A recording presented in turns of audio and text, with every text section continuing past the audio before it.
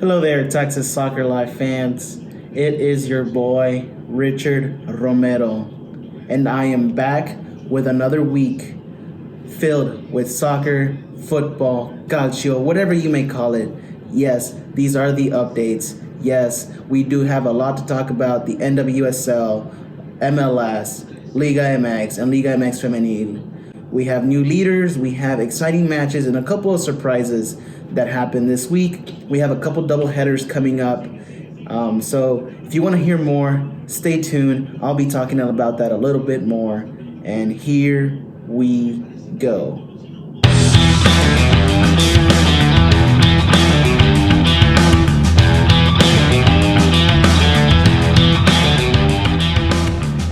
Alright, well, if you're here for the first time, I want to say welcome.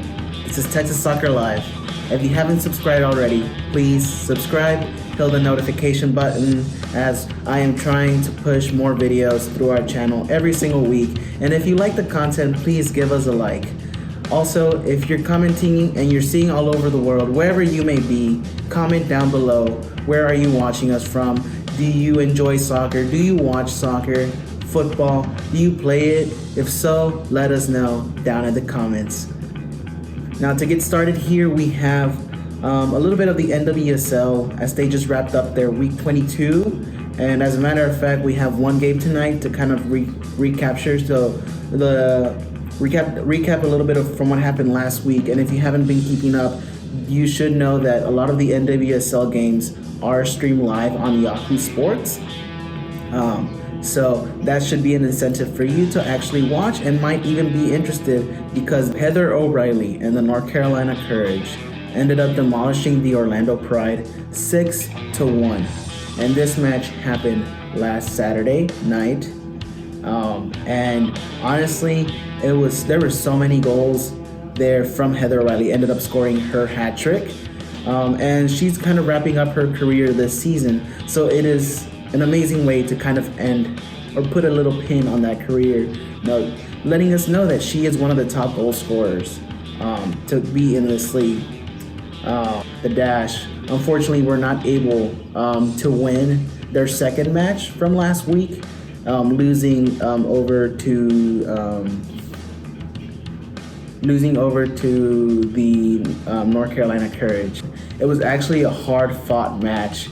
And I am surprised that the Dash weren't able to score. I mean, North Carolina coming from that 6-1 match, not being able to score. Jane Campbell did as much as she could, but unfortunately that one goal just came near the end of the match and completely annihilated any hopes for the Dash to kind of get back on the league.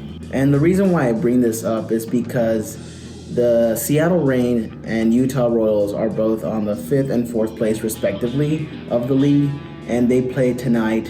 And whoever wins this match might get more of an assurance of actually being able to make it to the playoffs. The Seattle Reign are looking for this victory because they are actually tied at 31 points each, and a win for either team would really push them up. So with 3 matches left, Reign and Utah Royals are going to have to decide who is going to win and who is going to move on to the playoffs.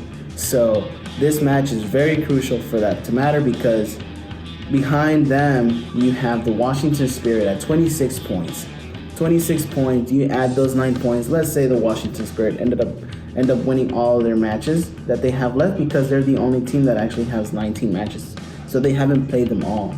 So essentially, Washington Spirit might still have a chance if and only if Utah and Seattle tie. I don't see it happening any other way.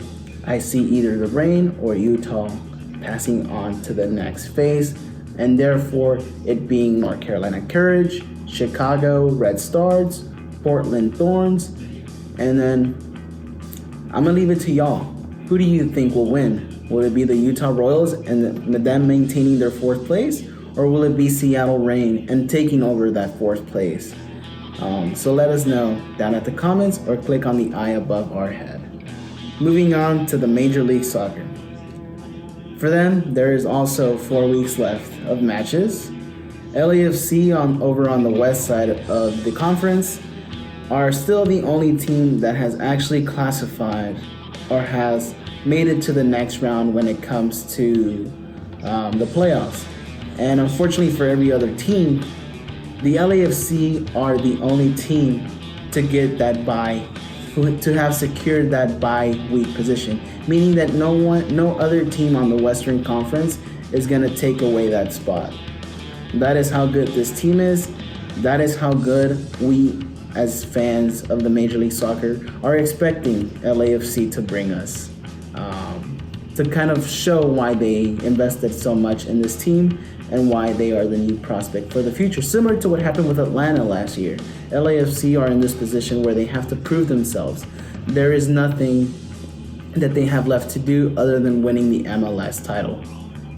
Over on the Eastern Conference, we have the New York City FC. NYCFC is one of the teams that a couple weeks ago, maybe a month ago I would say, I personally wasn't thinking that they were gonna make it to the top 4 spots of this table, and mostly because in the Eastern Conference there's, I would say, a lot more competition in terms of the difference in points that they have between teams. So you could win one match and you'll get higher up in the rankings, and then if you lose a match, you'll go lower on the rankings. And the reason I bring that up is because Philadelphia a couple weeks ago actually was the number 1 team. And a few months ago, New York Red Bulls were the top 2 teams that were heading that conference. But now, with 4 weeks left, NYCFC is saying, hello, I am here. So with that being said, New York City, I would say, is another top contender. And they are proving it, being the number 1 team as of right now. And I would go ahead and secure their spot as well, although mathematically, they can still be dethroned from that first spot, and whoever takes the first spot in the MLS playoffs gets that bye week, like I mentioned earlier. And now, La Liga MX. Yes, it is week 10 starting this weekend, but let's take a step back. Liga MX comes back to you with their 9th week, halfway point, and now we are nearing the best part of the league. And why is that? Because we have new leaders topping the charts, with Necaxa being first place after defeating Los Rayados de Monterrey this past weekend 2-0. Los Rayos now take over the first spot. And where does this leave us? You have Querétaro and Santos Laguna following them, both with 17 points. So all 3 teams have the same points, but the difference in goal has allowed Rayos to become your new leader for the Liga MX. How long will this last though? I honestly think it's only gonna last for a few weeks, if that. I would give it at max 2 weeks. The thing is with the Liga MX, this is what it's all about. On 1 week, you might be leading the charts, and on the other, you are out. As what happened to Rayados de Monterrey last week, they were inside the top 8, now they are outside. But like I said, it is the halfway point. Nothing is set in stone though. Unlike we saw with the MLS, here in the Liga MX, anything is possible. And when I mean anything, if you know Liga MX, you know I mean anything. So tonight we also have the Leagues Cup final match between Cruz Azul and Tigres. If y'all are gonna watch that, let me know who you think is going to win. I'm hoping for a lot of goals. I'm hoping for nobody to get injured. Just professionally, both teams, especially Cruz Azul, need a win coming back. They titled this past weekend against Atlas, and Tigres ended up tying this past weekend. So both teams need a win to kind of move up the charts. Because as it stands, you have Tigres in 6th place and Cruz Azul now down at 13. El Clásico Tapatío just happened this weekend, and Chivas de Guadalajara ended up beating Atlas 1-0. A point, a goal that gives you 3 points, I think, is valuable, and especially here, in any competition. A win is a win, and Chivas won. Atlas unfortunately wasn't able to capitalize on a couple options that they had, and Chivas now is on top. A few criticism has come over to America's side because they tied on their Clásico Capitalino, meaning that they tied against Pumas de Lonao. both of them in the city of Mexico, tied 1-1. America ended up actually having one less player, so the fact that they were able to tie the match might justify why they tied. There's also criticism coming towards Ochoa, and I personally think it's just the fact that that's what happens. The Liga MX is a competitive league. There are players that are going to want to score you as bad, especially if you're on the America side of things. If you're a top team in the Liga MX, it's basically like you're playing a final every time you play them. And now that you added a rival with you, they're gonna enjoy that goal just as much. So I don't blame for all these players that have been scoring on Ochoa, because it raises the level of player that you are. That gives you confidence. And this is what you need, a boost of confidence, because next week we have El Clásico Nacional with America versus Chivas.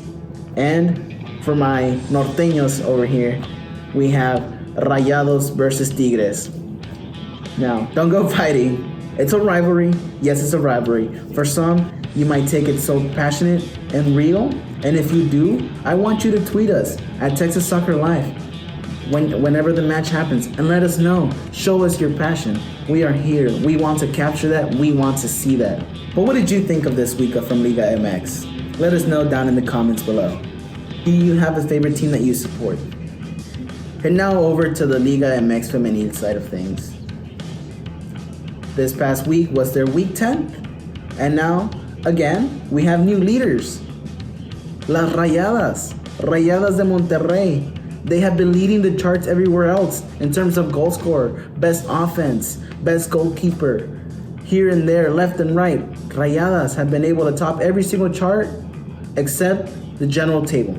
Las Rayadas ended up defeating and crushing Veracruz 4-0.